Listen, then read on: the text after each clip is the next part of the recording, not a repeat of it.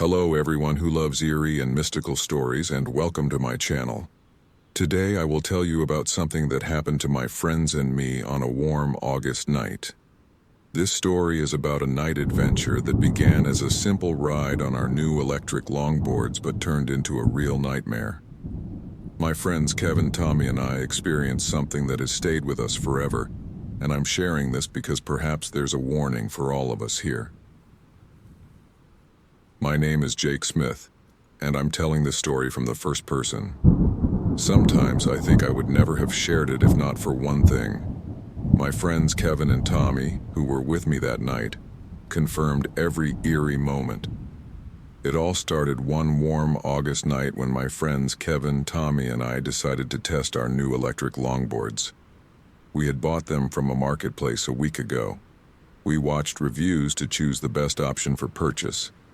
They had powerful motors and enough range to ride comfortably through the empty neighborhoods of our town at night.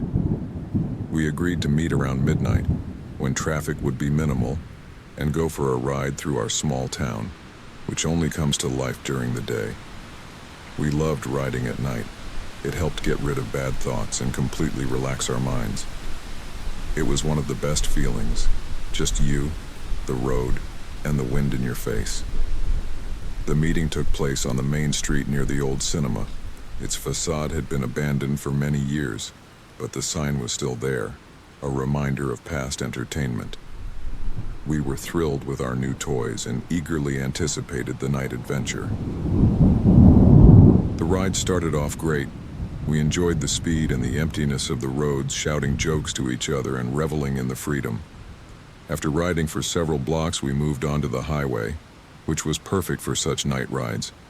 It passed by a forest that looked frightening even during the day and seemed like a real black abyss at night.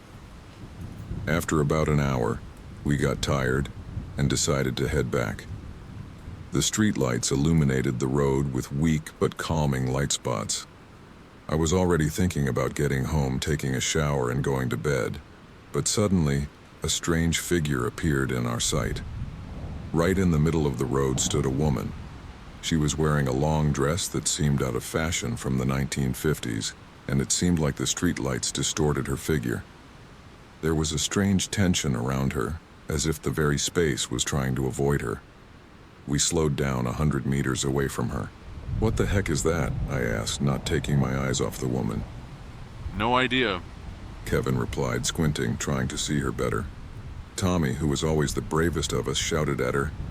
Ma'am, do you need help? There was no response. The woman just stood there, not moving.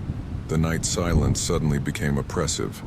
Then she began to dance, not slowly and gracefully as if to music, but jerkily and strangely, as if her body was a marionette on strings. We stood, stunned by this creepy sight. The woman started humming something quietly, but it was so unintelligible that it sounded more like growling. My heart began to beat faster. Let's get out of here. Kevin said, and we agreed. We started to turn around to leave, but as soon as we pressed on the gas, the woman suddenly screamed and rushed at us. Her scream was so sharp and prolonged that it pierced us to the core. We quickly accelerated, but the woman didn't fall behind. She ran after us at incredible speed, jumping over fences and obstacles with inhuman ease. What the hell? Tommy shouted, looking back. Is she a Terminator? I knew our longboards could go fast, but the batteries were running low. The chase continued for 15 minutes, and I started to doubt we could escape. Looking at the battery indicator, I realized we needed to do something. "We need to hide," I shouted. But where? Tommy asked, dodging another obstacle. We veered into an empty parking lot near an old supermarket. The battery charges were nearly gone, and we realized we had to act fast. I saw a small utility room in the far corner of the parking lot. "Over there," I pointed, and we turned in that direction. Reaching the utility room, we got off the longboards and ran inside. We locked the door and held our breath, panting heavily. Inside, it was dark and smelled of mildew. We listened, trying to catch any sounds from outside. A few minutes passed, but there was nothing to be heard. Do you think she's gone? Tommy whispered. Suddenly, there was a dull thud on the door. We froze. The knock repeated, this time stronger. I felt a shiver run through my whole body.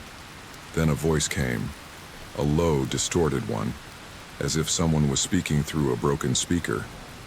You shouldn't have come here. We backed away, trying not to make a sound. Then the knocking stopped, and there was a silence even more frightening than the knocks that had interrupted it. What now? Kevin whispered. We wait, I answered, feeling my heart pounding in my chest. A few more minutes passed.